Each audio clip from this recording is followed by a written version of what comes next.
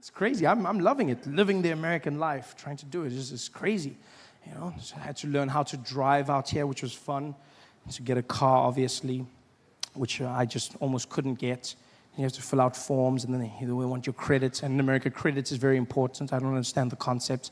I'm in the car dealership, and there's this Asian gentleman helping me. We're going through the forms, and he says, "So how long have you lived in America for?" I said, I haven't lived here for long. He said, "Oh, this not good for you. This not good for you." I said, "What do you mean?" He says, "No, you cannot lease car in America unless you've been here a long time, because then you don't have credit, okay? You don't." I said, "Well, I've got the money to pay for it." He said, "Yeah, that's not the point, okay? That's not the point. In America, okay, in this country, we want credit, okay? Our country focus on credit. If you got good credit, you can buy anything. We don't care about money. We want credit." I said, "Well, credit is the assumption that you can pay back the money." He's like, no, that don't count here, okay? In our country, you have good credit, you can buy anything, okay? You got good credit. He's like, our country. And I was like, look, I hate to be rude, but when you say our country, do you mean our because you live here now, or our because the Chinese own it? And he was like, it's a bit of both, okay? Yeah, but no credit for you, no car. Okay, goodbye. I had to just buy myself a car, you know, this horrible thing, drive around. And that's the worst thing, driving in America, wow.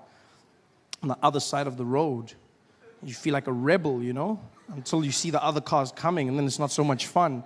You know how many times I did that, just going to the wrong side? And don't trust movies. It's not easy to do that whole thing. No, people don't just drive, and no, they stop. They just look at you and go, "What are you doing?" In the movies, you drive past. "What are you doing?" Aren't you supposed to? No, they don't drive. They just wait for you to turn around, and the street is so small. You're doing one of those turns, just watching them in your shame, just like it's horrible. I had to practice for months. It was the worst. I remember I drove into a street once. I thought I'd learned. It had been months. I'd been doing it well, and then I turned into the wrong way, and I saw this little old Asian lady driving towards me, and I was like, "No!" And there was nobody else, so I swerved the car around. I was like, "Whoa!" I was like, "Yeah, hero!" And I drove, and there were 50 cars coming this way. And I was like, "You bitch!" And I told my friend the story. I told him this. I was like, "Oh, this is what happened." And he was like, "Oh, that's so funny, man. That's so funny." And he's like, "Who was driving the car?" I said, "A little old Asian lady." And he's like, "Oh, yeah, you can't say that, man. You can't say that." I said, "What do you mean?" He's like, "Yeah, you can't say she's Asian." I said, "Why not?" He's like, "Yeah, because that's racist." I said, "What, that she's Asian?" He's like, nah, if she's a bad driver and you say she's Asian, that's racist. I said, "So let me get this straight. Asians are not allowed to be called bad drivers? Is this not racism in itself? Everyone else is allowed the world of bad drivers. But if I'm driving on the freeway behind an Asian person and they're swerving around, and I go, 'This bad driver, you drive like crap.' And I pull up next to them, I'm like, 'Oh, no, sorry. You're not a bad driver. You're just Asian. I'm sorry.'" Racism in itself? It's madness. So now what I had to do was get around using a GPS, you know? Decided to get one of those. First, I tried to be a cheapskate. I thought, "Oh, get a phone with a GPS." That was a horrible mistake. Bought myself one of those iPhones with Siri. Oh, your assistant, she talks to you. She listens to you. If you're American, she doesn't understand one word I say. I don't understand why. I speak English, and they're talking to her. Doom, doom. She's like, "What do you need?" I'm like, "Siri, please call Peter." "You want pizza?" No, cancel. "Siri, I need pizza." "You want pizza?" "No, Siri, I want pizza, not pizza." "You want pizza?" No, Siri, what's going on here?" "You want to, Peter, Siri, Peter, Siri. You're not making sense. Siri, are you having an attitude with me? You tell me. I don't know what the hell is going on here. Siri, just listen to me. I don't know. What do you mean you don't know? Siri, just, bitch. Dialing mom. What the hell? This is horrible. I had to buckle down and buy myself a real GPS to get me around, which has been working like a charm. If you don't have a GPS, you get yourself one. It's the best thing you'll ever do. Just don't make the mistake I made and buy it from Craigslist. I bought one off Craigslist, and the guy who sold it to me didn't tell me that it was a Spanish language GPS, which was not so good. I didn't understand anything she says. Look, I still get around because the arrows are in English, thank God. But otherwise, it was just horrible. And I hated it the first few days, and then I fell in love with her. She's just, I don't understand why more Americans don't speak Spanish. It's such a sexy language. I'm sitting there, and like all the men in here, you want to feel like a man. You get yourself a Spanish GPS. Oh no, you don't understand. Traffic never sounded sexier. It's just like, I just punch in random destinations and she guides me around. She's like, dum dum. Sigue toco de que para conocí. En 200 metros sería la de la cha. And I'm just like,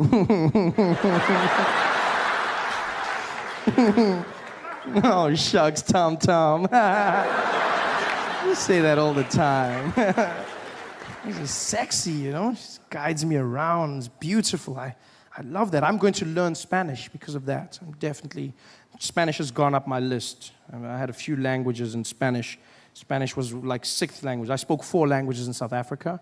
And then the 5th language was going to be Japanese. And then Spanish but now Spanish has gone up. Japanese I've had to pause because of the earthquake. There's not that many of them traveling now. So it's sad. There's no one now. Just like walk around the streets, just, But Spanish has gone up. Because I was getting good at Japanese, don't get me wrong. I was getting really good. I could say, and it's a great language. It's powerful. Because you speak Japanese from your chest, it makes you feel strong. Hey there. Yeah, very strong. Whereas English you speak from the head and the chest. Do you know what I mean? You speak it head and chest. You wouldn't know this.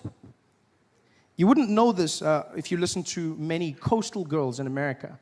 Like I've been in places like California where women insist on speaking English from their nose, which is not the correct. Yeah, like, oh my God, are you guys gonna like do this? And I was like there with Tiffany, and we were talking, and that's not the right way. You're not using your lungs. I know this because when I choked her, she sounded exactly the same. Then she's like, oh my God, you're like totally choking me right now, and I can't breathe, and this is so not on. I am so gonna tweet about this. This is like the worst thing ever. Oh, I am so dying. OMG. It's horrible. Whereas Japanese is strong. Japanese, you speak from the chest, A lot of the Americans are learning Chinese, I've seen. Chinese, I see people say, you gotta learn Chinese. They're taking over. Chinese. Ni hao ma. Shi shi ni. Chinese. It's too late. It's too late to learn Chinese. It's over. No, it's true. It's true. Because it's also one of the hardest languages in the world. I mean, how do you learn Chinese now? Just, they've got over 10,000 characters in the alphabet. You know this? 10,000 characters. We've got 26 in English. And there's still people going, what comes after Q? 26. This is, 10,000 they've got. That's super smart. Although they must have the worst Sesame Street in the world. It must suck being a Muppet in that country. I can just see them on a Monday morning singing to the kids. 5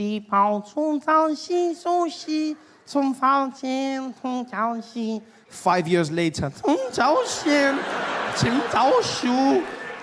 it's just horrible. Horrible.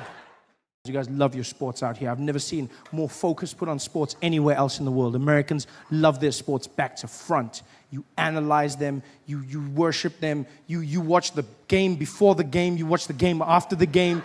You talk about what might happen in the game, you talk about what's happening in the game, and then you talk about what happened in the game and what could have and might have but didn't happen in the game.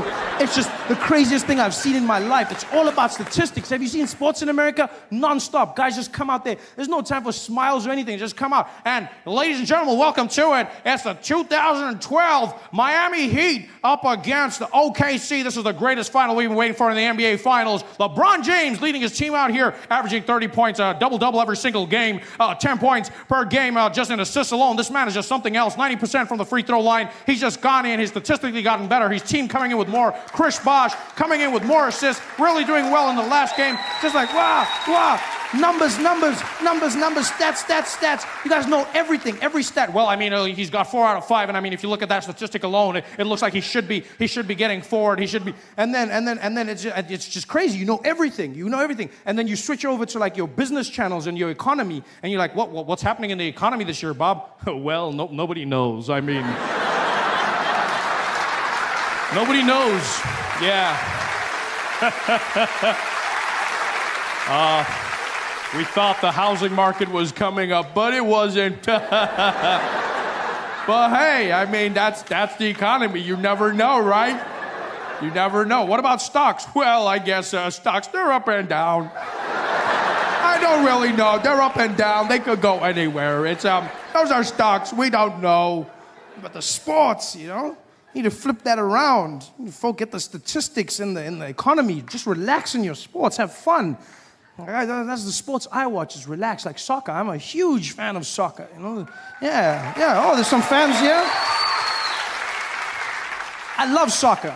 It's chilled. You hear it in the commentators when a game is being played. There's no statistics at all. Game starts off, the whistle blows, and welcome, ladies and gentlemen, to this majestic match. It's Spain playing against Germany. Oh, and what a wonderful day it is. Look at the crowd, really excited. Oh, and the atmosphere is amazing. Wonderful weather. And the guys are just like, oh, yeah, John, you can feel it. The players look great. It's wonderful. What do you think's going to happen today, Martin? Oh, nobody knows. I can't even remember the last time I saw a game this good. Americans will remember. Americans will go back to the finest statistic. The last time a black man scored using his left hand, jumping over a mixed race, half Indian, was in 1967 when they're like, what? This is madness.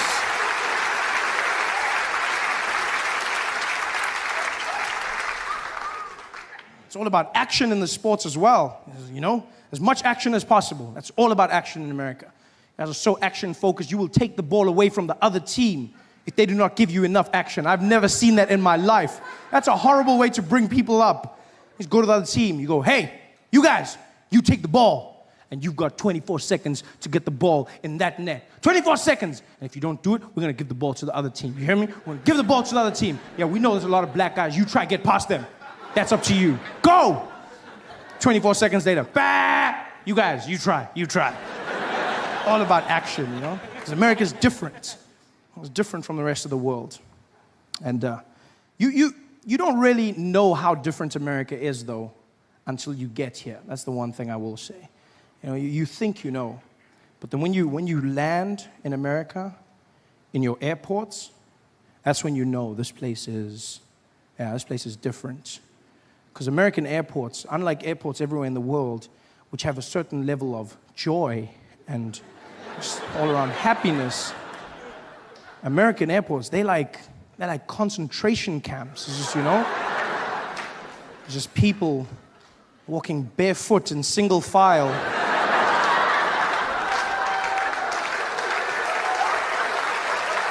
Oh, it's no joke.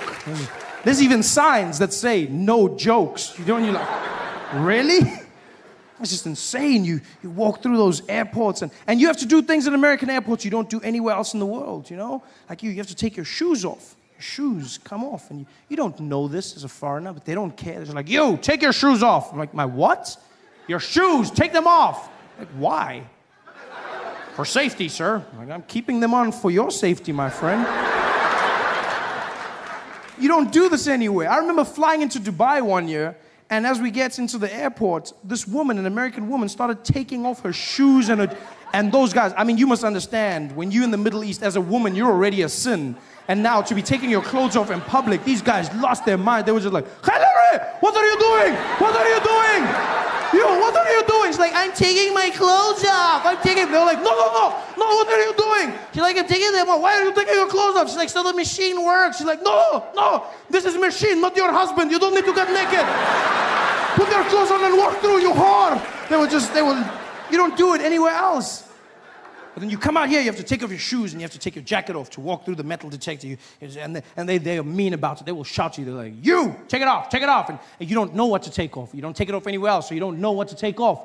So you're like, you, take it off. Take what off? Take it off, sir. Take what off? Take it off now. What? Your clothes. Take them. My clothes?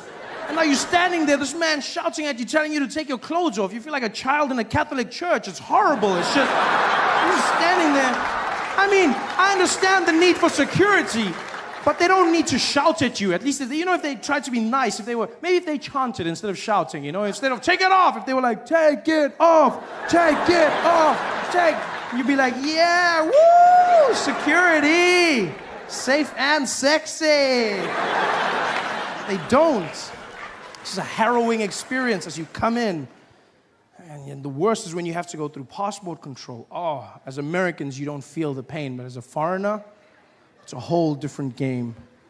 As Americans, you walk through to the U.S. citizens line, and they welcome you back like you on some secret mission. And you're just like, welcome home, sir. You know?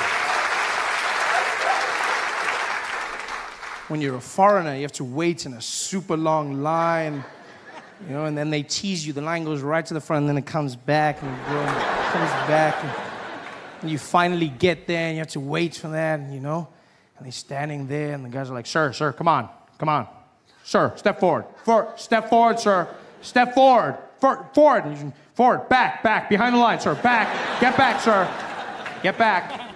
It's a stress. You're standing there, and now you have to answer questions. Horrible, like you don't understand. It's the stress, Standing there and you don't want to get any of the questions wrong, because just like school, they'll send you back. So you stand there and you have to answer them into a microphone that's placed strategically low, almost so that you have to bow to the American as you answer every question of his. I ask you these questions you feel like you know the answers to, but when you're there, I just handed the man my passport, to which he replied, is this you? Never before have I felt so much pressure to look like myself. I was like, I was younger then.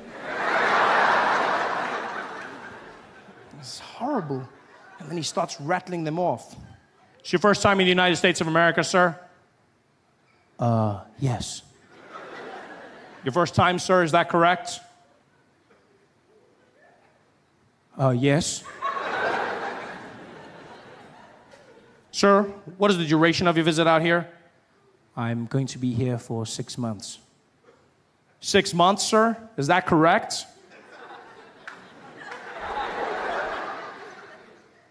Yes.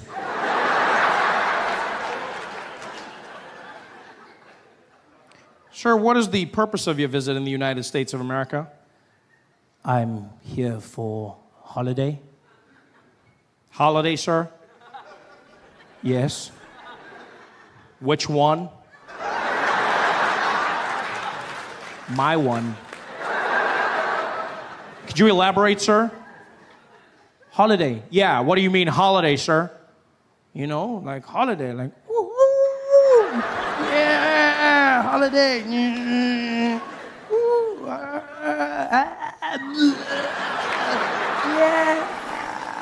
Holiday. You mean vacation, sir? Battery. Yes, of course. I love Mexican food. I love Mexican people. I don't even know what it is. I think it's just people, we have a connection, I don't know, South Africans and Mexicans or something. People from shithole countries, we have this thing.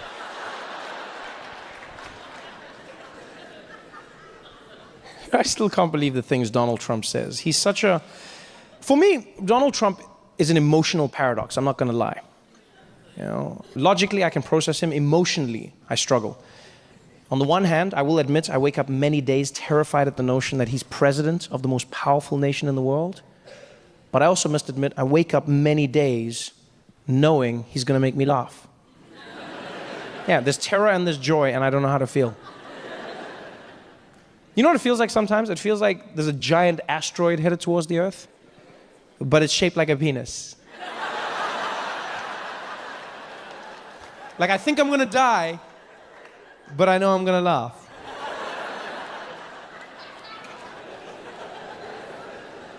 You just look at everything that he does. The world we now live in because of him. Like, you realize we're living through history. You know, this will never happen in our lifetimes again. We're living through a time when we're all learning about the presidency at the same time as the president. That's never happened. How wild is that concept? You wake up every day reading the news and you're like, wow, I didn't know that. And somewhere at that exact same moment, he's reading the same news going, wow, me too. And nobody knows where it's going to lead. Nobody knows what he's going to do. All we know is that he wants his wall. He wants his wall. Donald Trump wants his wall. He needs $25 billion the last time he asked. He needs it from American taxpayers because Mexico is smart. That fell apart real quick.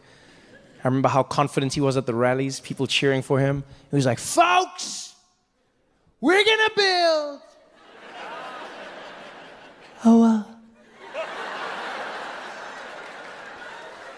We're gonna build a wall, folks. Who's gonna pay? Mexico. And Mexico was like, we ain't paying for shit, man.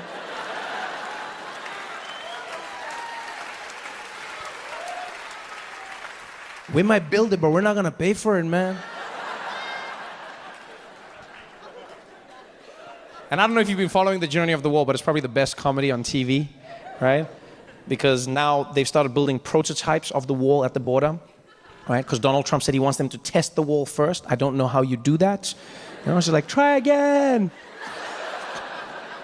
And because this is the prototypes, Donald Trump now has specifications for the wall. He now says he wants the wall to be made out of concrete, but he also needs the wall to be see-through, right? And the reason the president wants the wall to be see-through is because he said he's afraid that drug dealers from Mexico are going to shoot bags of drugs over the wall and it's going to hit Americans on the head as they walk by. So he needs the wall to be see-through so that Americans can see the drugs coming and catch it. Now, I'm not going to lie. I don't know what a see-through wall is. But at this point, I'm just worried that a contractor is going to come along and trick the president. He's going to take him to the border and be like, there it is, Mr. Trump. Your invisible wall.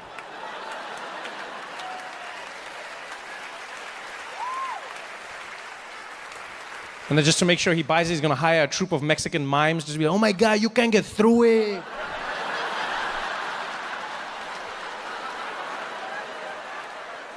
It works.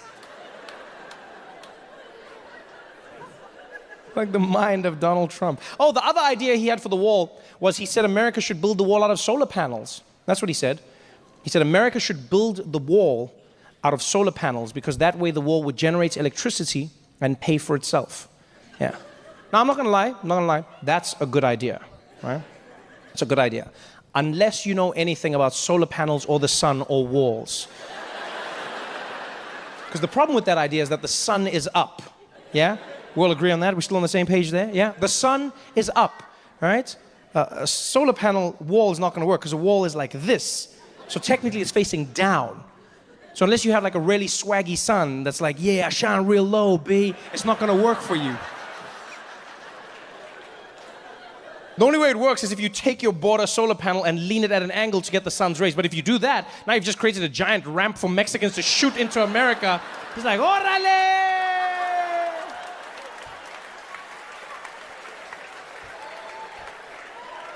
The mind of Donald J. Trump. The J stands for Jesus. A lot of people don't know that. Yeah, a lot of self-loathing going on there. And he's always going after someone, right? He's always going after someone. If it's not Mexicans, it's Muslims. If it's not Muslims, it's Africans from shithole countries. And that one was my favorite personally, because I am an African and I've shat in a hole. I also liked it because like people came up to me and asked me questions. There was one man who came up to me after a show, really concerned. He was like, Trevor, hey, hey, could I ask you a question? I said, yeah, go ahead, my friend. He said, hey, Trevor, I just wanted to know when Donald Trump says all these horribly racist things, do you sometimes just want to, pack it up, leave America, go back to South Africa and escape all this racism?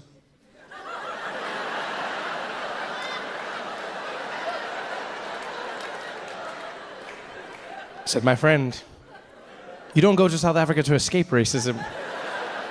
That's where you go to stock up. Are you kidding me? That's the one thing that reminds me of home. Racism out here. Because we've got tons of racism in South Africa. And don't get me wrong, it's gotten a lot better. When I was growing up, we had apartheid. And, apartheid was basically the best racism in the world. Sorry, I didn't mean to say that. Now you're going to feel bad and be like, oh, racism was the best. No, it wasn't. It was good, but not the best. And I experienced a bunch of racism, and everyone did. I never felt like it was a bad thing, mostly because of my family. My mother is a black woman, Xhosa woman. My father's Swiss from Switzerland. And them being a couple was against the law, and that was a problem for us living together. And so we experienced a ton of racism. And in case you're wondering, yes, Xhosa is one of the languages with the clicks in it, right? Xhosa, but not like in American movies, just so you know. Yeah, I've seen those movies where they have Africans and they're like,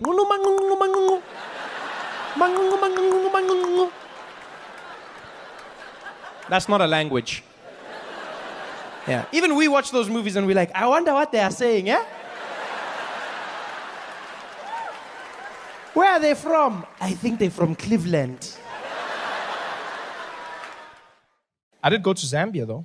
Fantastic place, Zambia. Went there, visited the place, had a good time. While I was there, I had a chaperone who really made my trip. His name was Ali Nani, a sweet guy. And his job was to get me accustomed to the Zambian culture, And every day he would give me a new piece of information, some more interesting than others. Like one day he looks at me and he goes, Trevor, Zambia is a very, very conservative nation, huh? I said, oh, okay, Ali. He says, yeah. So please, stay away from profanity. I said, oh, okay, I can do that, And I assumed he meant swearing, right? But I didn't say anything because I wasn't sure if he meant a person or swearing. I wasn't like, no, because in Zambia, people have names like profanity. So that's how I laughed when I met Screwdriver, eh? That's the same way I laughed. Yeah, because you see, in South Africa, we have African names you can translate, like happiness, blessing, hope, those kinds of names, right? But then in Zambia, people give their names, like their children, they give their children names of everyday English words, anything. So like table, chair, car, house. Yeah, you see like this, you just have to get used to it. It's very hard, but you have to keep a straight face. Which was difficult because I met a mechanic who had sons named Brake and Clutch. And that was not, especially when Brake was running around causing chaos. And his dad was there like, stop it, Brake, stop it, Brake, stop it, Brake. And I was like, hey, stop it, Brake. But you have to get used to it. It's a cultural thing, and so you have to respect it. And the second warning Ali gave me was even stranger. We're driving through Lusaka, the capital. And Ali looks over at me in the car and he goes, Trevor, here in Zambia, we're a very God-loving nation, eh? I said, oh, okay, Ali, that's a good thing to know. He says, yes. So while you are here, don't be gay. So what? He says, I know it can be tempting sometimes, but don't do it, huh? Don't be gay. Don't be gay? I've never been warned of this in my life. Don't be gay. Hey, bro, don't be gay. Don't be gay. Don't be gay. Crazy warning to get. But then I found out why Ali was warning me. Turns out in Zambia, being gay is illegal.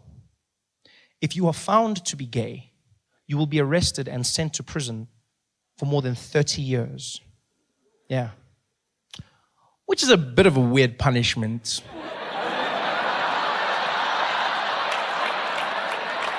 When you think about it. I mean, I'm not saying gay guys would enjoy prison. I'm just saying if I was gay, that's not the worst thing you could do to me. You'd be like, you're going to jail. I'd be like, oh no.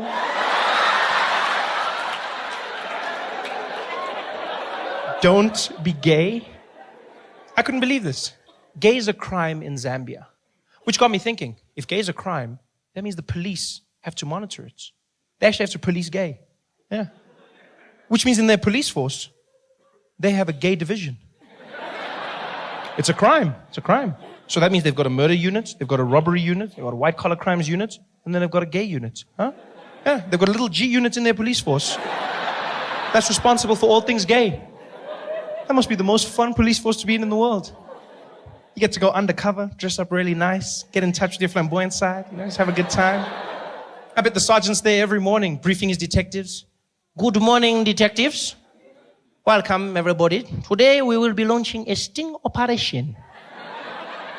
We have just been informed of a fashion show that will be taking place. And as you know, the gays cannot resist the latest trends. Therefore, we will be in full attendance to apprehend each and every one of them. Let us make sure we are here. Detective Chipua, present. Detective Table, present. Detective Mungai, present. I think he's in too deep.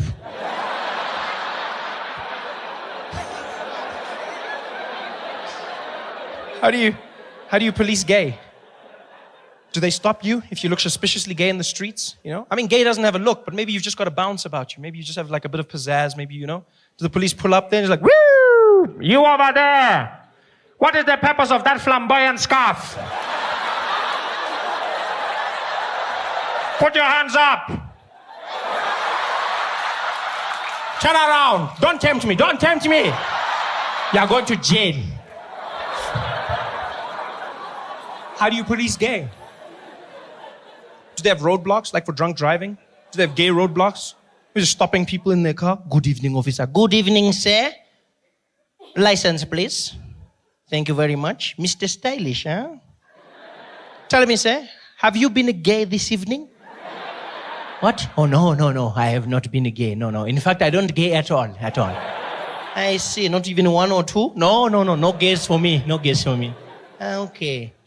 Then tell me, sir, what is that I can smell on your breath? Is that balls? No. No, I don't even eat chutney. No. So you are not gay? No, not gay at all.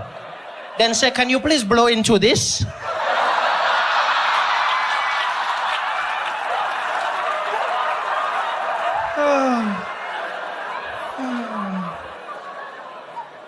Don't be gay.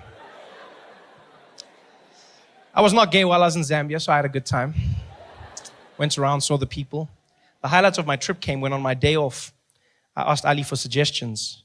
Ali said to me, maybe you should drive around Lusaka, meet some of the people, just have a good time. I said, Ali, I want to do something special. He said, okay, well, in that case, maybe you can go to the mall. And if you are lucky, maybe you can ride the escalators, huh? So what? Yeah, I'm not promising anything. But if you are early, maybe you can go once or twice. So escalators, I know, mind-blowing, huh? I thought he was messing with me. Until I found out people in Zambia go to the mall just to ride the escalators.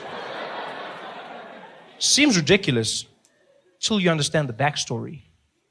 When we were in Zambia, there were only 5 public escalators. 5 in the whole country. The first escalator was built in August. Yeah. Not August 19. No. You guys remember August? August? You guys remember that? They built their first escalators ever. Yeah. And so now it's all the rage. People go to the mall just to ride escalators. Yeah.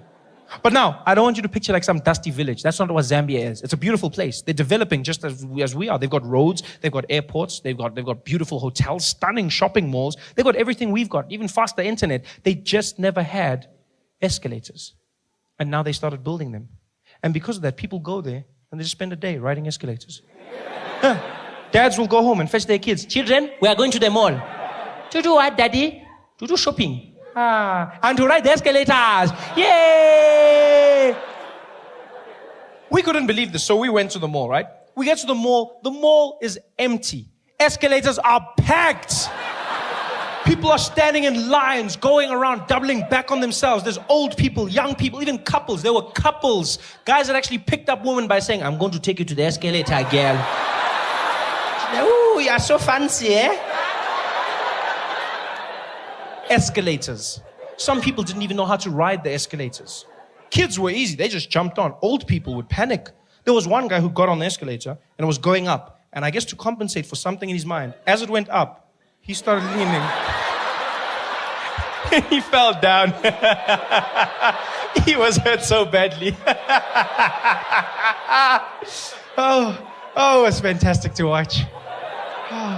We spent like 3 hours doing this, just watching people riding escalators. And you know what? Our patience paid off. Because in hour 3, the most fantastic thing happened. A school brought a class of children to the mall. And their excursion was just to ride the escalators. It was magic. 30 kids, about 5 years old, cutest things, wearing their little black and white uniforms. And they're standing there together holding hands. And they were so excited, so they're shining, you know. Not from excitement, that Vaseline. Just...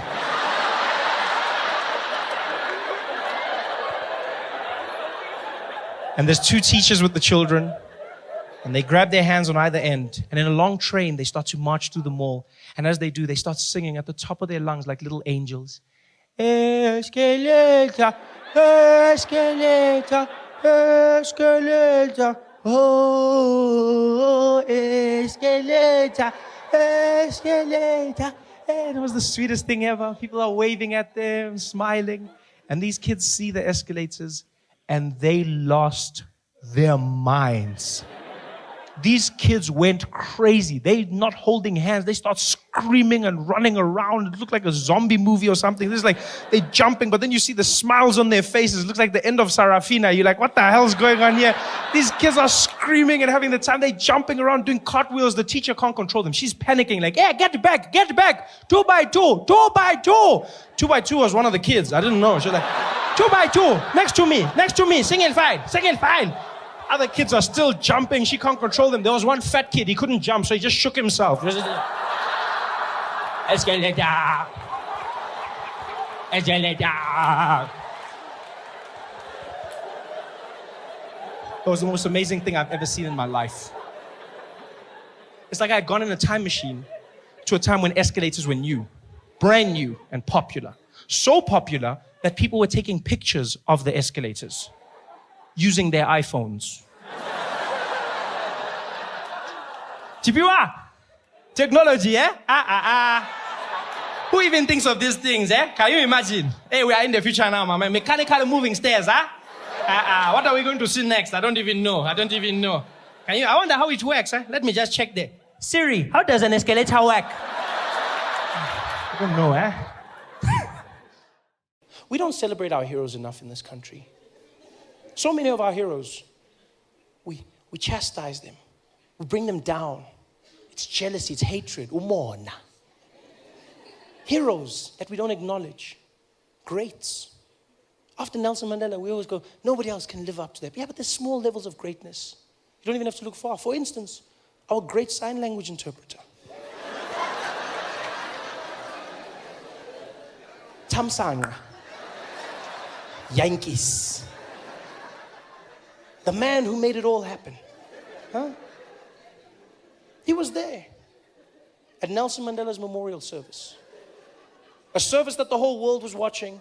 And because of that, the service was translated to everyone all over the world. Translated into all languages, including sign language. And so Yankees was there translating for those who didn't understand. Unfortunately, he also didn't understand sign language. Which is a small problem. A problem that he didn't let stop him, people. Where others see obstacles, he saw an opportunity. People go, he's a con man. He's a bloody, how could he do something so deceitful? Yeah, you gotta go, how could he do something so deceitful? That man, Yankees, showed something so powerful. He's a role model to the children. Because he showed that you shouldn't listen to what people say you can or cannot do. If you believe in yourself and you work hard enough, anything is possible. People told him his whole life, they're like, Yankees, you can't do sign language. He was like, we'll see about that. Bitches. And he did it. He did sign language for the most powerful people in the world. Every single one of them, Yankees, was on that stage doing it and doing it well. Nobody even suspected him. Nobody. People were just like, he's doing his thing. People ask questions. Where did he come from? Did he sneak? He didn't sneak in. He'd been the official sign language interpreter for the government for the last 5 years. Yeah, official for the last 5 years. And apparently before this, people have complained. But obviously the complaints fell on deaf ears, so nothing was done about it. And so he just carried on. And now he was here. The biggest event of his life. Signing for the world. Signing. Just making it up. In the zone. Nobody suspected. I suspected though. I did. No, I did. Let me tell you why. No. Let me tell you why. Not because I know sign language, but because I know my president. And if there's one thing that's specific, is when Jacob Zuma reads a speech, right? Jacob Zuma reads a speech. He's a very deliberate man. He's very calm, very measured. Takes his time. The rhythm is the most important thing. And Yankees didn't match his rhythm. I knew there was something wrong. You remember this. Zuma was there reading Mandela's Wikipedia page, right? And while he was reading, Yankees was doing totally different, like the rhythm was wrong. Zuma was there like, and thereafter, Nelson Mandela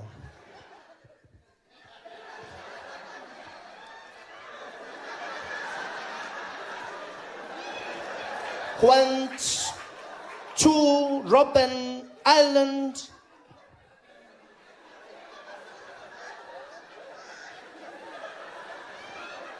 for his imprisonment.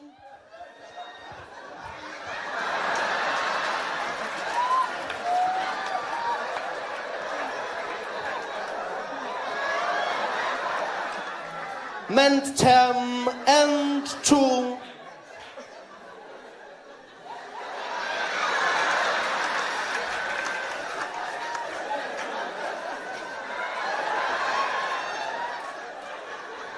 fight for the rhythm didn't match, right? Zuma was on page 1, that guy was on like page 17 or something. It didn't match up at all. It's almost like Zuma was translating sign language for us. That's how slow it looked. Sorry, I haven't practiced, guys. It didn't match up. None of it. But Yankees did it. He stayed there in the face of adversity and he fought. Yeah. He did sign language for everyone. We've got to ask ourselves questions as well as South Africans. We don't ask enough questions. For instance, did nobody think to ask him how he could speak every single language in the world? Every leader came from countries everywhere. They spoke in their language. Yankees translated for everyone.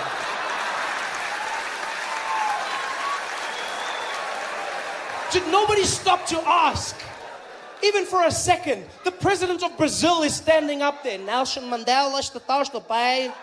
Mas de você, de casa, do gosto muito, pela que estava pesado. Yankees was there.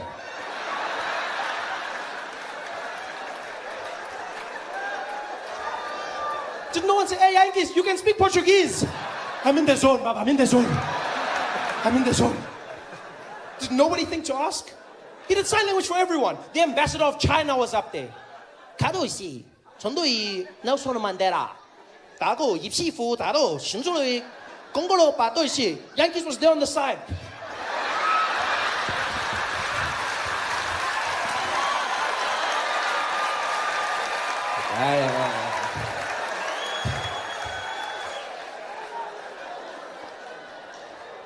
He just made it up. He made everything up. And he did a great job at it. He did a great job. But then, like a true South African, he just took it too far. Enough wasn't enough. That's our problem in South Africa. That's all it is. We don't know when to stop. We take it too far. The same thing happens with tenders, all of these things. Guys are stealing houses and everything. I go, guys, I understand you want to steal. I understand that. I understand. But if you get a tender to build 10 houses, steal 1, build 9. At least 9 people have houses. Don't steal all the houses. Somebody's going to notice. And then you can't steal more houses. But no, we want it all in South Africa. We take it one step too far. That's what Yankees did. He had done it for everyone. He'd done a great job. The best fake sign language the world had ever seen. He had gotten away with it too, until Barack Obama came up to speak. This was a speech that was going to be performed by the most powerful man in the free world. 90 million people watching that speech. This, my friends, is the point where you pack up your little bag of tricks and you call it a day. Not Yankees. If I was Yankees, that's where I would have called it quits. I say, hey, Yankees, next one. Who is it? Barack Obama. The whole world is watching this one. I know, sorry guys, sorry. Sorry, hey, my fingers are cramping.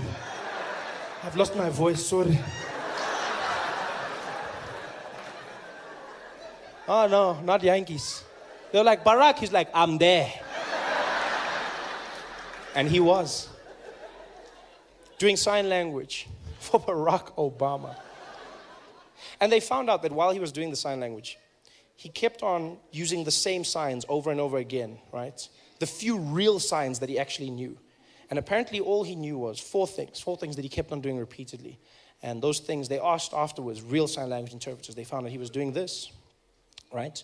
Which means greetings, yeah? Greetings, he kept on doing that. Another one he loved doing was circle, yeah? Yeah? Circle. One of his favorites was smoking, yeah? And every now and again he'd go, get a little blah, blah.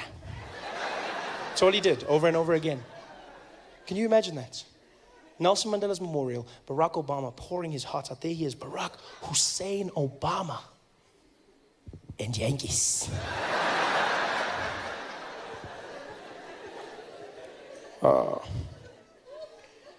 As Americans, Nelson Mandela's a man that showed that through peace, you could free not only the prisoner, but also the guard. Nelson Mandela's a man, he's beyond a man, he's a legacy.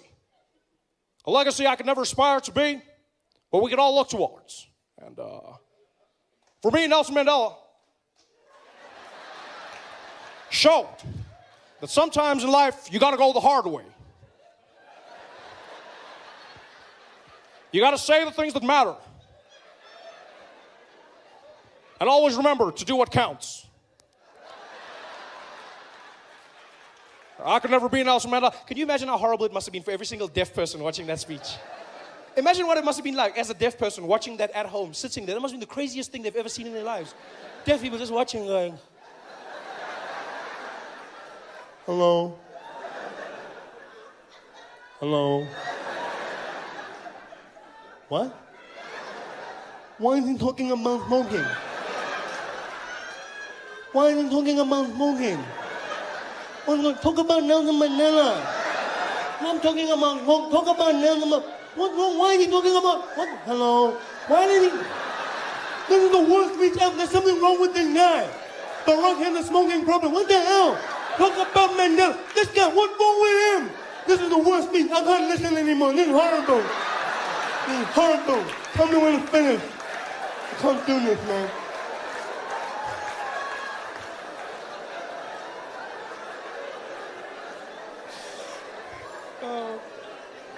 That speech must have been ridiculous. By the way, that's only the second time I've ever told a joke about deaf people, ever. Only the second time. Told one joke when I was starting out in comedy and then I stopped because I believed you shouldn't make jokes about disabled people. It's the wrong thing to do. It's wrong, you know. And I never did it again until one day my life changed. I got asked to do a show in Sun City. I was asked to do a show. Sasol was organizing a going away party for the South African Paralympic team when they were going out to London. And so they invited me. They said, Trevor, we'd like you to come and do a show to perform for Ama Kroko Kroko. We'd like... Oh, you forgot. You forgot that that's the name we gave our Paralympic team. Not a nickname. That was our official name. We had Ama Boga Boga, Bafana Bafana, and Ama Kroko Kroko. We called our Paralympic athletes Ama Kroko Kroko, which means the broken things. A bunch of crocs. That is the worst thing you can call a disabled person ever. Ama Kroko Kroko. That is what we call. You got Ama Kroko. That's probably what Reva said to Oscar that night. That's the only thing I can think of. Don't you call Ama Kroko Kroko? Ah! Ama So anyway, I was doing a show for Ama Kroko Kroko, right? And because I'm there, I did no jokes about disabled people or anything that could be seen as offensive. I did nothing like that. And after the show, I was meeting some of the guys. Everything went well. And one of the athletes came up to me, and I'll never forget this till the day I die. He came up to me, and he was partially deaf. And he introduced himself, and he was a fan, a great fan. And he was like, hey, Trevor, hey, man, how are you? I said, hey, how you doing, buddy? How are you? Good to meet you. Good. He said, yeah, man, great to meet you. Great to meet you. I'm a big fan. I said, oh, thank you. Thank you very much. Thank you. He said, yeah, dude, I love your stuff. You know what? You have subtitles because, sometimes I don't get it because I'm partially deaf. I was like, oh, I didn't even notice. Yeah, it's cool. Yeah, I didn't even know. I just thought you had an accent. That's cool, man. That's nice to meet you. He said, yeah, that's cool, man. I didn't have a question if you don't mind. I said, yeah, go ahead. He said, how come you never tell jokes about deaf people? So I'm sorry, what? I don't tell jokes about deaf people. He said, yeah, how come you never tell jokes about deaf people? I said, what do you mean? He said, well, you tell jokes about everyone. Tall people, short people, black, white, everyone. But I've never heard you tell a joke about deaf people. Why?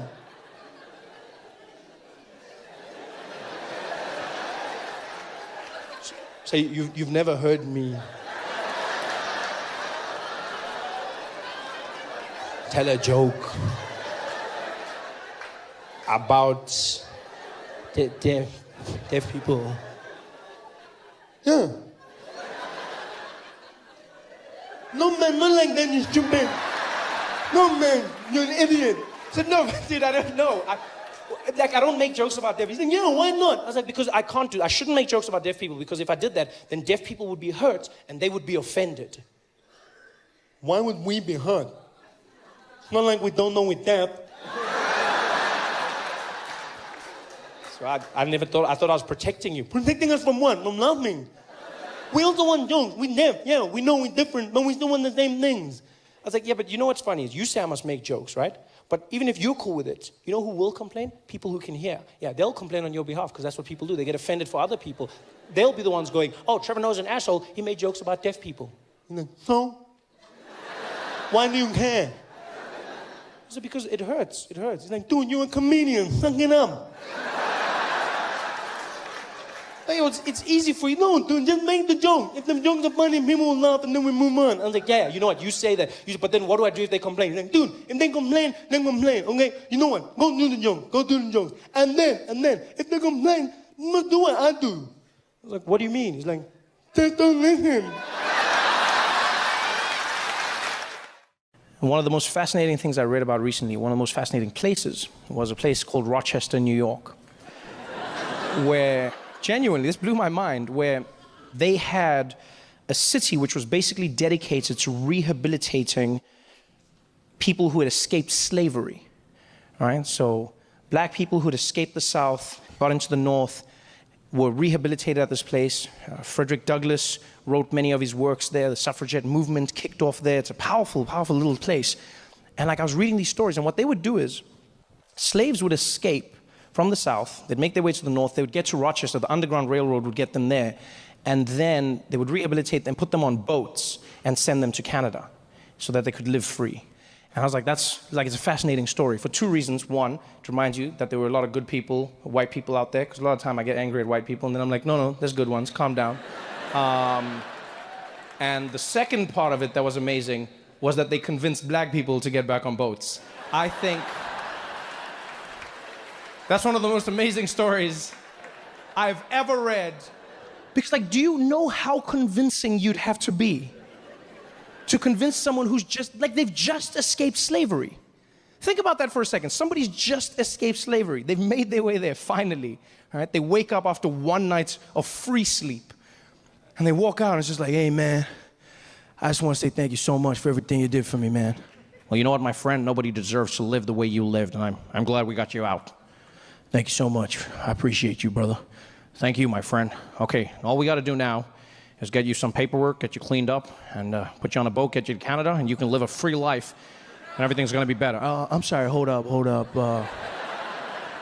Yeah, go yeah, could you come again? What did you say? Oh, I know, the paperwork thing is weird, but we got to get you some identification. No, you said something about a boat? Yeah, we're gonna get you on a boat so you can get to Canada. Yeah, nah, I don't, yeah, we don't do boats no more. I don't know if you know our history, but me and my people, we took a cruise one time, that shit didn't go so well. So yeah, we gotta find another way to get to Canada if you don't mind. No, but the boat is the best way for us to get there from Rochester. Yeah, that might be the best way for y'all, but we gonna walk.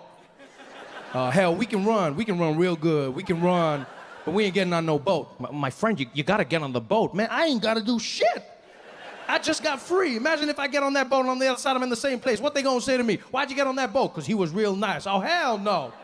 I ain't getting on no boat. Well, you gotta get on the boat, though. You gotta get, you're free now. You gotta get over this. Look, man, maybe one day in a few hundred years, one of my descendants named Kanye West will be over this shit, but I ain't over it right now. So I ain't getting on no boat. We gotta get you on the boat, damn it! I'm not getting on no boat! And that was the day the phrase "nigga please" was invented.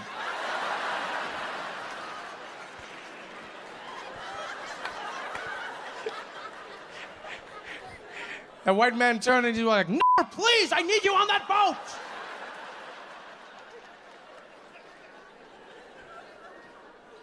And that story was passed down generation to generation. Black person to black person, free man to free man. So then that white man got down on his knees and he said, "Nigga, please. Nigga, please, nigga, please. I ain't never heard that phrase before in my life. Nigga, please, nigga, please, nigga, please." I know that's probably a phrase Barack Obama used at least once in the White House. At least once. Like, Mr. President, do you think Trump is because of you? Do you think you caused this? Oh, nigga, please. Just one time. One time I know he used it.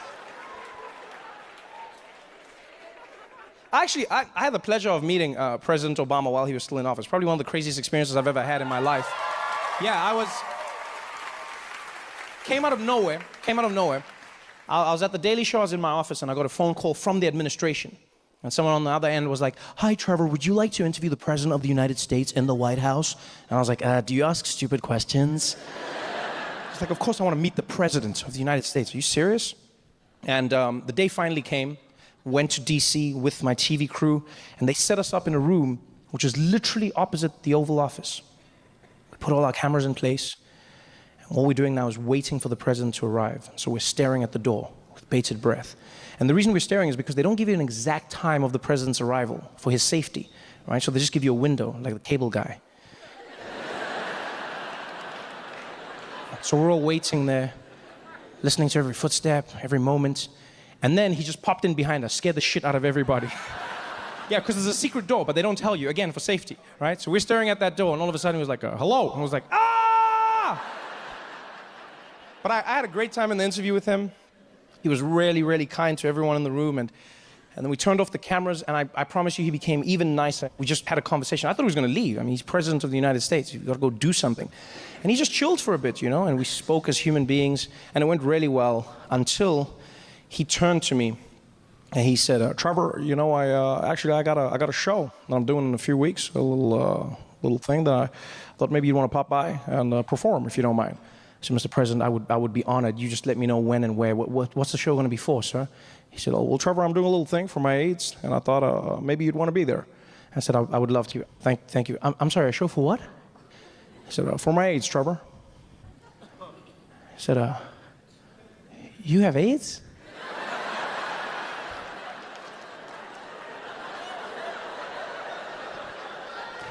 And then he explained what he meant. And I wanted the earth to swallow me whole.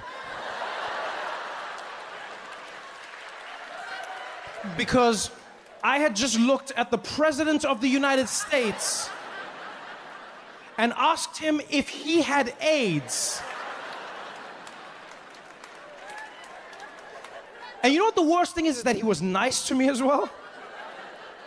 because I said that, and then he explained, and then I was like, oh, I'm so sorry, Mr. President, I didn't mean that. I don't even know why I thought it's just like you said AIDS, and then like the AIDS. Because here's the thing, in my defense, right, I get it now. He means AIDS as in the White House aides, the people who help the president. I get it now, but in my defense, where I'm from, AIDS is some other shit that doesn't help anybody. No one in Africa is walking around like, let me introduce you to my AIDS, huh? So now I'm here and I'm frazzled. I'm like, Mr. President, I'm so sorry. I didn't mean that. You don't have AIDS. You definitely, and even if you did have AIDS, there's nothing wrong with having AIDS. There's no stigma. We can still be cool. Actually, I don't even know why I'm saying this. I'm so sorry. And he's like, Trevor, calm down. Trevor, calm down. I was like, I'm so sorry, Mr. President. I'm so sorry. I shouldn't have said I'm probably the dumbest person you've ever met, Mr. President. He's like, no, Trevor, calm down. I'm the dumbest person you've ever met. He's like, no, Trevor, that's not true. I've met Trump. Get out of here! So smooth. The newspapers say that he's famous, so now people treat you like you're famous. They start saying weird things to you. Strangest things people would say to me. Trevor, well done on everything, eh? Congrats. But, even though you're going to America, don't forget us, all right? Don't you forget us. I don't even know who you are. People would say the weirdest things to me. You know what the number one thing people have said to me? Number one thing? It's not good luck. It's, hey, Trevor, good luck over there, but whatever you do, don't forget your accent, all right? Yeah, please, don't pull a Charlize on us, okay? You keep your accent, man. Make us proud. Everyone said that. Trevor, brah. Hey, Trevor Noah. Hey, Massacre. Hey, man, you're making us proud, no? Yeah, man, you're doing big things for us, but brother, I can ask you a favor, no? Don't lose your accent, no? Don't lose your accent. Yeah, when you come back from the States, you mustn't come back talking funny, okay? Please, brother. If you lose your accent, don't come back. Just threaten me? What does that mean, if you lose your accent? How do you lose your accent? People make it sound like you're going to be walking down the street, and then just out of the blue, you'll be like, my accent! I lost my accent! What the hell is my... Well, hello? No, that's not my accent! That's my accent! How are you going to lose your accent? I was stressed now. Because I don't want South Africans to think I'm not South African. I don't want them to think I've forgotten something. This is my home. Now I'm stressed coming home. I'm in the plane, flying back to Johannesburg, and the whole time I'm just thinking, don't lose your accent, Trevor. Don't lose your accent. Don't lose your accent. Don't accent. Is that how I say accent? Accent.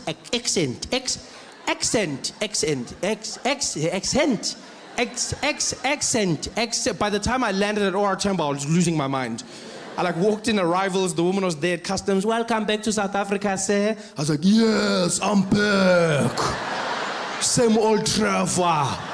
Nothing changed. Going crazy. Because I love accents. I really do. I love accents. I like learning languages, and so obviously accents are a byproduct of that. I've learned over time that even if you can't learn a language, an accent is a great way to communicate with somebody in your own language whilst trying to bridge the gap. You learn somebody's accent, you communicate more effectively. The thing is, though, you have to learn the accent in the right way. If you're going to speak to someone in their accent and you do it in the wrong way, you might come across as racist. You've got to be very careful about this. White people in South Africa often fall into this trap. Yeah. It happens at petrol stations quite a bit. See people driving in with their friends, talking normally, sitting in the car. So, I mean, if we get all the numbers together, marketing should be behind this. It should be a breezer. HR's stepped up, and it's going to be a great year. And look, we try and make sure that sorry, hold on. Hello, Baba. Hey, sharp man. Please put Lapo full tanky, eh? 95, unleaded, yeah. Also, check our tires, eh? Pressure, pumpy, not too much, eh? 2.2, okay? Yeah, good jobby. Yeah, sharp, donkey boss. Don't do that. He's a grown man. He's been pouring petrol his entire life. He knows what you need. Just talk to him like a normal human being. That's the thing people don't understand. Speak to him like a normal human being. I used to get so angry. Whenever I'd see white people changing their accent when they talk to black people, I get so angry. I was like, are all white people racist? Is that what it is? You're racist? And then I learned. Life taught me not to be so quick to judge.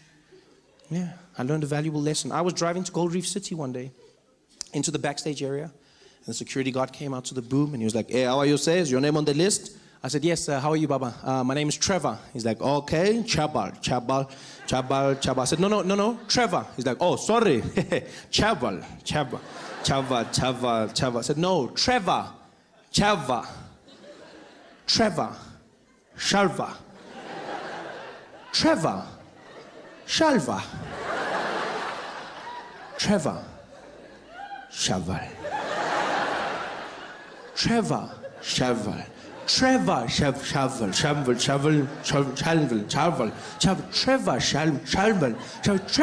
Shaval, Trevor, and now my friend who was irritated, he just leans over me and he's like, "Hey, Papa, get Trevor." He was like, "Oh, Trevor, why you don't talk properly?" And then I understood. I finally understood what white people have been trying to do. I see, you're trying to communicate more effectively. You're trying to engage somebody. But understand this. When speaking to somebody in an accent, the number one rule to understand is an accent is not a measurement of intelligence. Right? An accent is just somebody speaking your language with the rules of theirs. That's all an accent is. So don't speak down to them. Don't patronize them. Speak to them the way you would to yourself. Just try and learn their accent. That's all it is. It's just another accent. Yeah. And I learn them. I spend all my time learning accents. I try. I love it. I learn in restaurants. That's a safe place to start. You learn, you read off the menu, you try and pronounce the words correctly. I was inspired by French restaurants, funny enough. Yeah, whenever I'd go to a French restaurant, I was always fascinated by the fact that people would order food in a French accent. I never understood why. Because they don't do it in any other restaurants. Only in French restaurants do people walk in and then change their accent when they order. They come in talking normally. "Yeah, it's a wonderful thing. You're really going to enjoy it. It's so beautiful. Yeah, stunning. You have to have, the dessert. Oh, good evening. How are you, sir? Yes, I will have a bottle of water for the table, please. And let's start off with, could we get the Sauvignon Blanc, please? Yes, and we definitely for mains going to have the filet mignon. And for dessert, we're going to go with the crème brûlée. Thank you very much. Thank you. Oh, you're going to love it." Like, why are you doing that? I never understood. I was like, why? Because it's not like the French are going to return the favor. There's no French people sitting in our restaurants in South Africa looking at the menu like, so for the table, we can order some starter portion. We share something? No? Okay. Could we please have one serving of the boerewors?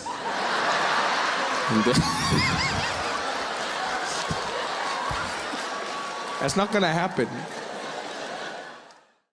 And it was a Sunday morning. I was in bed, still asleep. It was early in the morning, maybe like 9 or 10 o'clock. And the phone rings. And it's my baby brother using my mom's phone. His name's Isaac. He's 9 years old. So I answer the phone. Like, hello? Hello, Trevor? I say, "Hey, Isaac, what do you want?" "How are you?" "I'm fine, thanks." "I'm also fine, thank you." "I'm fine, thanks, and how are you, Isaac?" "I'm fine, thanks, and how are you?" "I'm fine, thank you." "It's a pleasure." Trevor, are you busy?" "Yeah, sort of. Why?" "No, because Mom's been shot." "I'm sorry, what?" "Yeah, Mom's been shot and we're at the hospital. Can you come?" Mom's been shot. Okay, what do you mean? Okay, yeah, of course I can come. Okay, which hospital? Tell me that. And he tells me the hospital I dropped off. Okay, can you come? Like, he's too polite for his own good. He's too, like, can you come? Like, what, I'm going to have to slot shot Mom into my schedule? Just find, coffee at 2 and then PlayStation at 1. Okay, Mom, we'll try. Come on, can I come? Of course I can come. I'm panicking. I jump out of bed, I'm running around, I'm trying to put my clothes on, some things are backwards, I don't even notice, I don't even care. Grab the car keys, but I'm looking for the car keys, running around there, losing my mind. I jump into the car, into the streets. As soon as I get out the gate, the tears start coming out. You can't even control it. You're just there driving, and all of a sudden, it's just...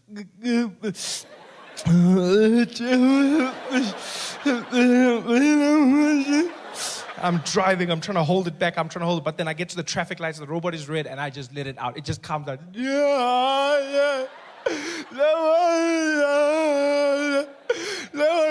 don't watch my window. No.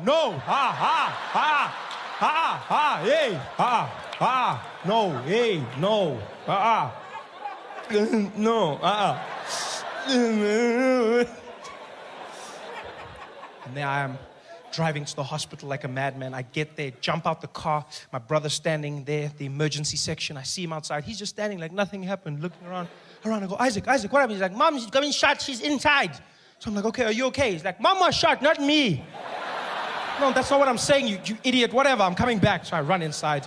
My mom's in the prep area. All the doctors are standing around her. There's blood everywhere. I'm looking at the doctors. And just by the way, doctors are not as good looking as they are on those TV shows, eh? No, like they set the bar really high. Because I was shocked. I ran and I was like, what the hell's... Sorry, that was inappropriate. What's happening here, guys? They're like, sir, you need to leave. I said I was sorry. Come on, this is what's happening. Like, no, sir, you can't be here. Please leave, please. I'm like, oh, whatever, okay. So I go outside. The nurse comes to me. She's like, Mr. Noah? I said, yes. Okay, Mr. Noah, we've got your wife stabilized right now. And I said, my wife? She says, yes, that's Mrs. Noah, right? Yes, that's my mom. Oh, I'm sorry. I thought, why would you think she's... Come on, hold on. You think I would... I mean, she's cool, but I mean, like, have you seen the girls? I should show you the pictures. Oh, well, I'll show you the pictures afterwards. What's going on? She's like, okay, Mr. Noah, your mom's just been stabilized, and we're going to have to start thinking about surgery. She's been shot in the head, and she's been shot in the lower buttocks region. This is a very serious thing. I'm like, yes, it is. Okay, so what's happening? Well, we just found out that she doesn't have medical aid. So what? She says, yeah, she doesn't have medical aid. Now, my mom always had medical aid, always. But now it turns out she canceled it a few years ago. I didn't know this. She canceled it because she never gets sick. You know those people? I just never get sick. I never get sick, Trevor. I never, ever get sick. I don't know why I have this. I never get sick. Yes, but you didn't think of bullets.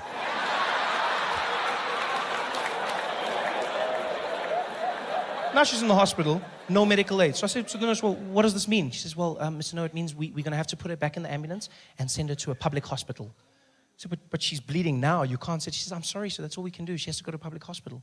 Now I'm panicking. I mean, public hospital? Normally a good place to go. Normally, you know.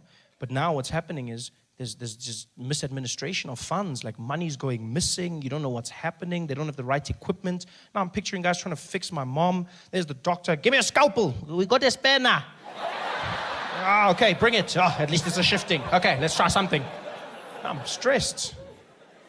So I say, well, what do we do without medical aid? She says, well, there's nothing, sir. I said, well, what if I give you the money? She says, well, you don't know how much it'll cost, so you can't, unless you give us your card, and then we just work from there. So we'll take my card. Here's my credit card. She goes, sir, it can get very expensive. I said, this is my mom. This is my mom. Use the money. Go. She goes, you can tell me it's expensive. This is my mother we're talking about, you know? I realized through all of this, I've just neglected my brother. He's been standing there the whole time with his big eyes. So I'm like, hey, Isaac. Hey, Isaac. Oh, what's on your mind, man? Are you okay, big boy? He's like, Trevor? Yes. Can I come to your house and play PlayStation later today? How are you going to ask me about PlayStation? Your mom has just been shot. You can't be asking me about what the hell is wrong with you, you stupid child. You know what? You're never going to play PlayStation ever again. Ever. No play PlayStation for you ever in your life. Ever. Go away. Go sit down and think about what you just... PlayStation, you're going to ask me. How the hell is you going to ask me about PlayStation? The nurse comes back. She goes, okay, Mr. Noah, we just used 900 Rand for some blood tests. I'm like, okay, why are you telling me this? Yeah, because it's 900. This is my mom. Use the money. Go. She goes away. I'm like, 900 Rand. How are you going to tell me about that? She comes back again. She's like, Mr. Noah, we need 2,000 Rand for some x-rays. This is my mom, not a pair of jeans. Use the money. Go. She goes away. I'm like, this is my mom's going to die. Asking me questions here. Busy asking me, my mom's going to die. My mom's going to die. That's all I'm saying. And I say it. My brother hears me. He starts crying. I'm like, Isaac, I'm sorry. Are you okay? He says, I'm not okay. You said I'm never going to play PlayStation ever in my life. And I want to play Need for Speed, and now I can't play PlayStation. I'm like, you still crying about play? You have no right to cry. You hear me? You shut up. Stop crying. You can't cry about this. You shut up. Now some woman comes out. She knows my mom's been shot. Now she thinks I'm telling my brother not to cry about my mom. She just gets involved. She's like, hey, you let him cry, okay? You let him cry. Some people express their pain in different ways. You let him cry. I'm like, I will not let him cry, lady. I will not let him cry. Many kids grow up without one, okay? It's just none of it is fine. Like, you should go play in the park or something. It's not a time to cry right now. What the hell? You spoil your kids. That's your problem. You should take it away from them so that they can learn about life. You both shut up. All of you, shut up. I'm telling them this. The nurse comes back. She goes, Mr. Noah, we're ready for surgery. I'm like, so do the surgery. She says, yeah, but sir, this could get very expensive. ICU and surgery is very expensive. I'm like, lady, what is expensive? This is my mother. She says, so well, anyway, from like 20,000 Rand. This is my mom, all the way to like 500,000 Rand.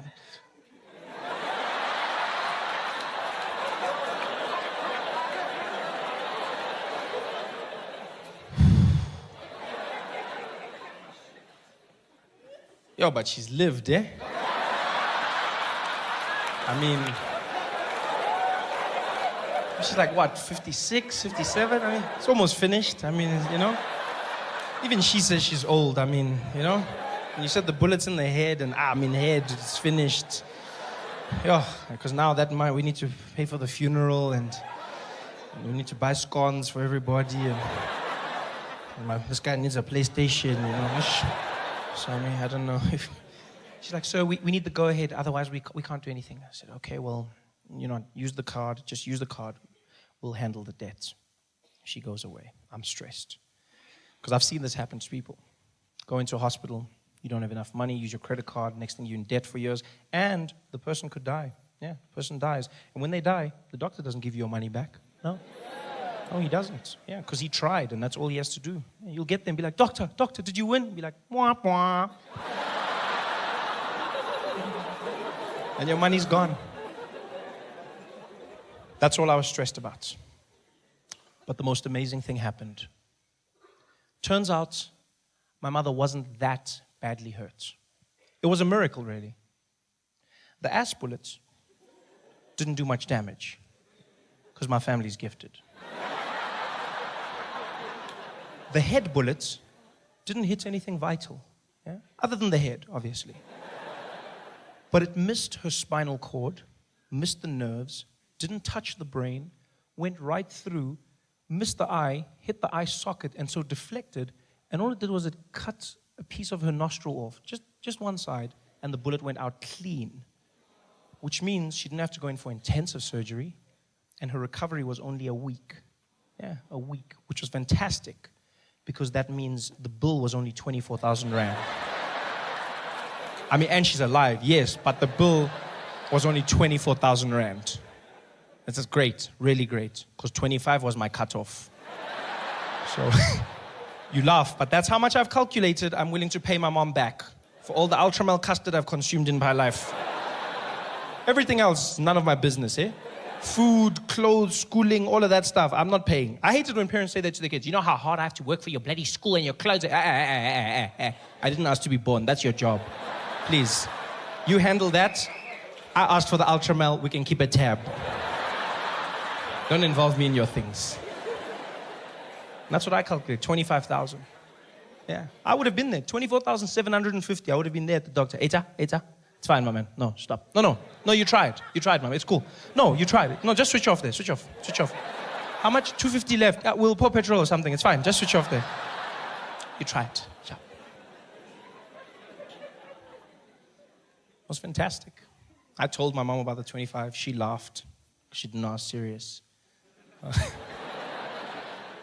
And to show you what a crazy family we have, my mom's in the recovery ward. She's got those tubes in her and everything, and the IV, and my brother's in the corner bored out of his mind, and my grandmother's in the other corner reading the Bible, and I'm holding my mom's hand and I'm crying. Still crying. This is a week later, I'm still crying.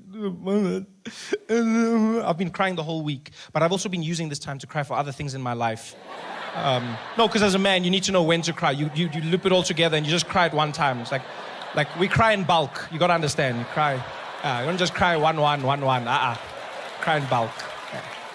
So I'm crying for everything. And my mom looks at me and she goes, shh, Trevor, shh, don't cry, baby. I said, no, Mom, I'm going to cry. You were shot in the head. And she says, no. Look on the bright side.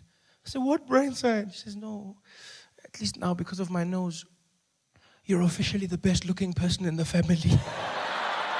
I was like, oh, by default. I just got back from Atlanta. It was 107 degrees Fahrenheit. Hot as well. The worst thing is everyone comes up to me and they go, well, you must be used to this being from Africa. And no, I'm not. I'm from Africa, but that shit is hot. That was just, no. I was scared to go jogging because I thought if I ran out in the streets and fainted, wouldn't the local news love that? I'd be running and I'd fall down in the heat. They would have their vans reporting live. They'd be standing there going, so hot in Atlanta, even Africans are fainting. So I'm enjoying this. Really happy to be here, This is going to be good for us, I hope. I say I hope because I never know with stand-up comedy. It's just, it's an awkward experience, I find. I'm always nervous. I find comedy is very similar to sex for me. Well, it's exactly like sex when you think about it. With me, the comedian, playing the role of the man. And you, the audience, the role of the woman. Because it's my job to satisfy you. And you just have to sit there.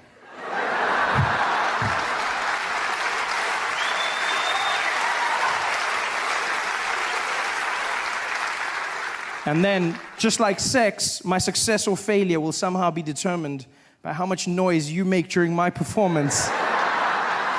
Which makes it a one-sided affair, I feel, you know? Yeah, I mean, maybe you're the quiet type. I hope we have magic tonight. I hope we create something wonderful. I mean, for many of us, it's our first time together, and that means it might be awkward. I understand this. And if that's the case, I want you to know that I'll look into your eyes, I'll see that I'm freaking you out, and I'll stop. I'll stop, and I'll flip you back over, and we'll go back to the simple stuff. Okay? I've been in America for a few months now, and I'm really just thrown by the place. It's not what I expected at all. Different from the brochures and the pamphlets. There's many assumptions I had about America before I came here, and I've come to learn that those were wrong. For one, I just assumed people spoke English here. It's far from it. It's not, you know what, it's not so much the language, so much as the pronunciation of words that throws me off. It's just what Americans have done with the language. You guys have just, wow, you've done something. You've put 22s on the English language. You've got rims that just pimp my language. That's what you've gone with, you know? I don't understand. I was chatting to this woman downtown the other day. She came up to me and she wanted me to see something. I don't know what, though. She was like, oh my God, look over there. I said, look over what? She's like, over there. Look at that her. And I said, her? She's like, no, her. Look, there's two of them? I understand nothing, even the small words, just the pronunciation, you know, small things that get you by. For instance, I pronounce the opposites of uncle as aunt. I say my aunt. Out here, you say my aunt, which to me is an insect, which made me look like an ass when my friend told me his aunt died. And I was like, so what? There's tons of those out there. What a great way to end a friendship. I couldn't get help the other day when searching for a battery for my remote control, because that's what I say, battery, a small form of power. So in America, you say battery, which to me is a different form of power. Sponsored by Chris Brown.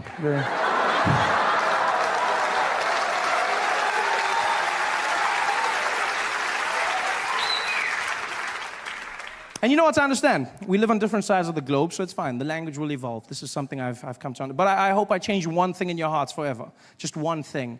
And that is that animal in the wild that looks like a horse. It has black and white stripes.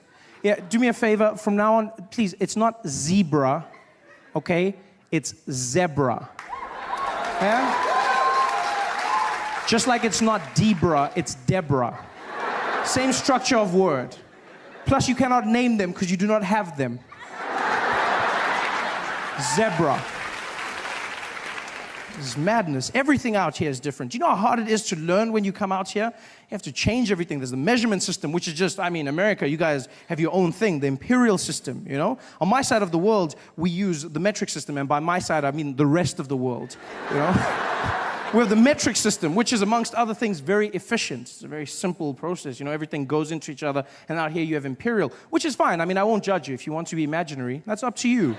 But I just feel like there's some consistency that's needed. Small things. Like, for instance, when we abbreviate our small measurement, milligrams, we use mg, milligrams. Mg, milligrams. And you guys have ounces, which you then abbreviate OZ. There's no Z in the word, ounces. I don't know. That's pale in comparison to what you've done with pounds. That for me, please explain to me how the abbreviation for pounds became LBS. LB, pounds. I look like the idiot walking into the store going, could I please have the 2 labs bag of sugar? Guy was like, you mean pounds? I said, I don't see the P. No, I don't. So, well, it means pounds. It's not LBS. A lot of bullshit. That's what it stands for. This is horrible.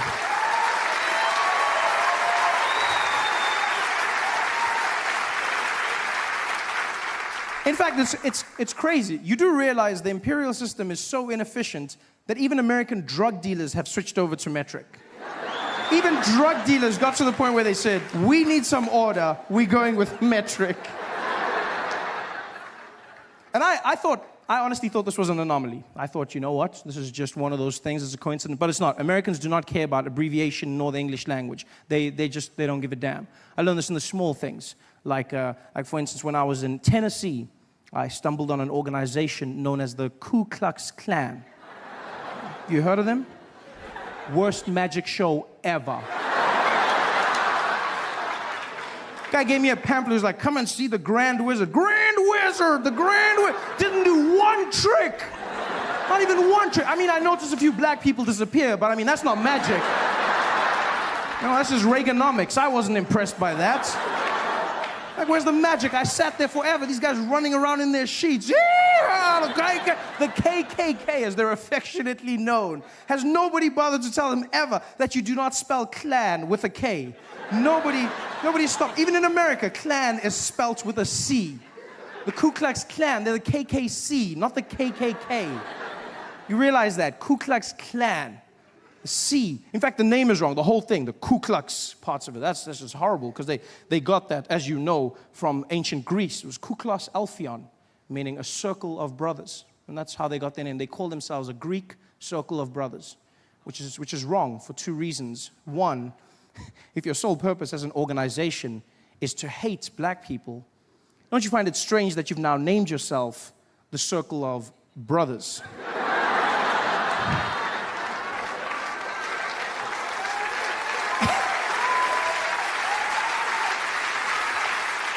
And secondly, do they realize that in ancient Greece, circles of brothers were doing very different things with one another?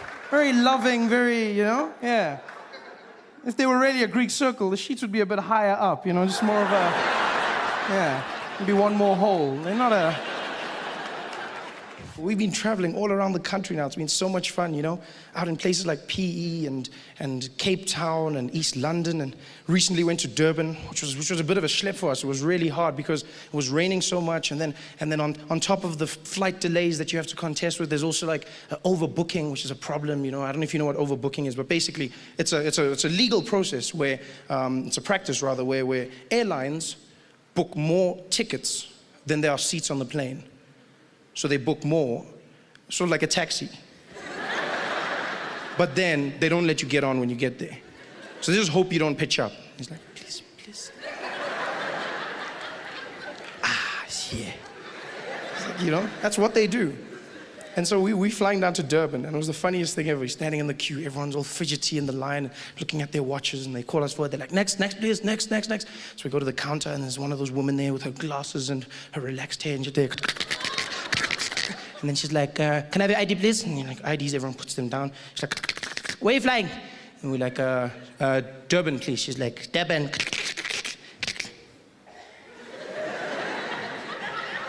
Durban. Yes. Mm-hmm.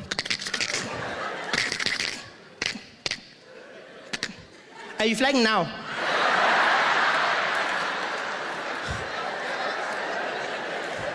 No, tomorrow, it's a practice run. Are you flying? And we're like, yes, we need to fly now. Okay. And then she starts typing frantically, which I never understand, because when I book my tickets, all I need to do is click. It's click, Joe, that one, click, Durb, that one, click, and then it does it all, and then she's there. I bet she wasn't even busy doing our tickets anymore. She's just like there, clicking. She's probably on like Facebook or something there, updating her status. Yo, another one is here. I'm dead. Another one here. Yo, dead. You overbooking. Dead. Oh, poke back. Dead. You dead. Death by overbooking. Yo.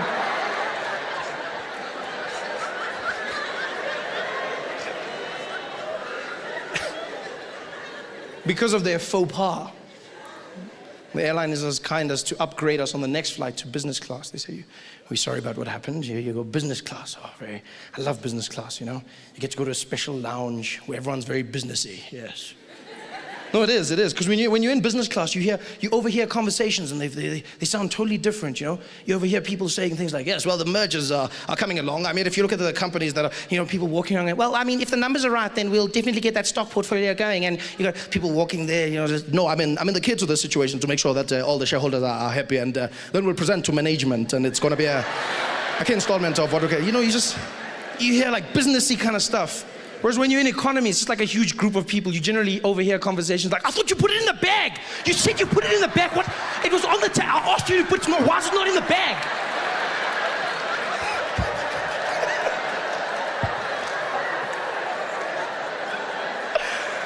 Oh, wow.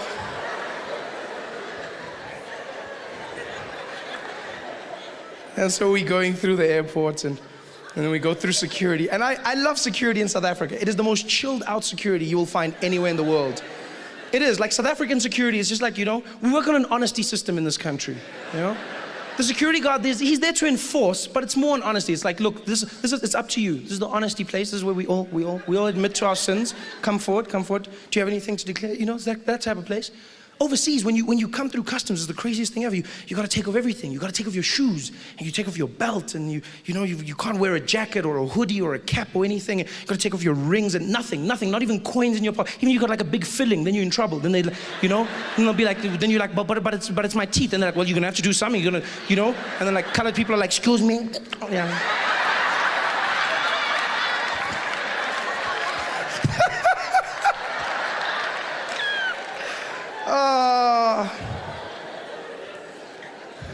That's great. Whereas in South Africa, I sometimes feel like these security guards don't actually know what their equipment does. You know, they're very chilled out about it. Because you walk through at airport security, and you get there, and the guy will be like, code number four. And then you go through, and you stand there, and the guy will be waiting. He'll give you that bucket, and he'll be like, what's in the bag? Like, what do you mean? He's like, is there a laptop? Yes. Out. Take it out. Laptop out. Please, put it by itself. Put there, yeah. Any other laptop? You're like, no. Laptop out. Like, okay. What did you do? Okay, there it is. Okay. And my gun? No, it's fine. Just the laptop. Yeah. Watching you. It's so much fun. And you walk through the metal detectors, which I swear either don't work or these people really don't understand them at all. You walk through metal detectors, and it's not just at airports, no matter where they are in this country. You walk through a metal detector, a casino, a school, government institution, you'll walk in there, and then it'll make that sound, but then I don't know if they know what that means. Because you walk through and be like, beep, beep, beep, beep, beep, beep. And you see how security guards smile, because they get ready, because they're going to use the wand. They love the wand. You can see they wait the whole day. Yes, my time has arrived. Excalibur, I call upon you. It's like, what the hell is going on? Yeah, just stand there. Yeah. Pulls out his wand. You know those black ones, just pulls them out.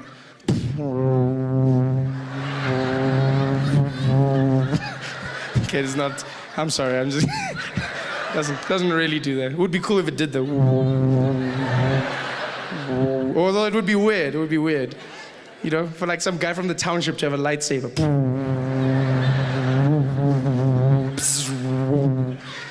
Wouldn't work at all though. It wouldn't. Imagine, it wouldn't be like Darth Vader. It would be like Braveda. Bravi!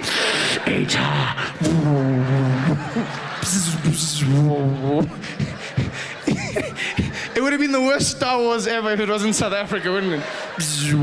Like the critical point, the moment that made the movie would never happen if it wasn't a township in South Africa. Because which guy from the township would claim a child after that many years? Guy would be like, look. Yes, what is it?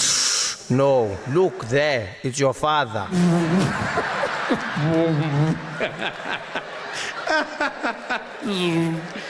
But it wasn't. Okay, sorry, I digress. The wand. Comes, sorry, comes out with the wand. And they always do that thing, you know, they go around. And we don't know what it's supposed to do or not, you know.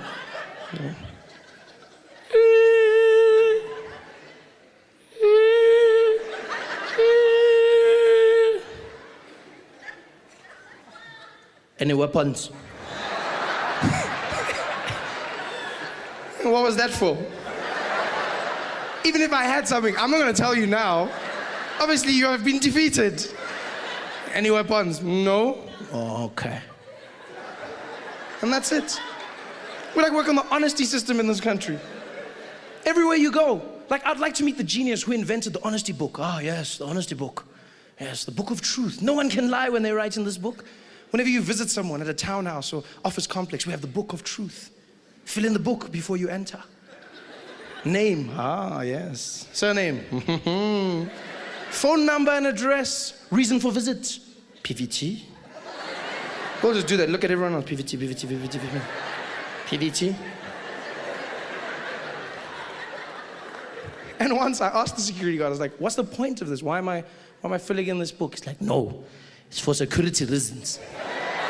Says, I figured that much, but what is it about? It's like, it's so that if you can do anything bad inside there, if maybe you can steal or kill someone, then we can find you. Ah, of course. Because I wrote my real name and surname. The honest killer strikes again. It's just ridiculous. I was like, okay, and then I kill someone, and then what are you gonna do? It's like, then you sit there, we can just phone you and tell you must come back. Yeah. Same time. Hey guys, thanks for watching. Make sure to subscribe to my channel so you can win cool prizes. And by prizes, I mean surprise. There's no prizes. It's a free YouTube video, you greedy. Just click the video, man. Why you want free things on free things?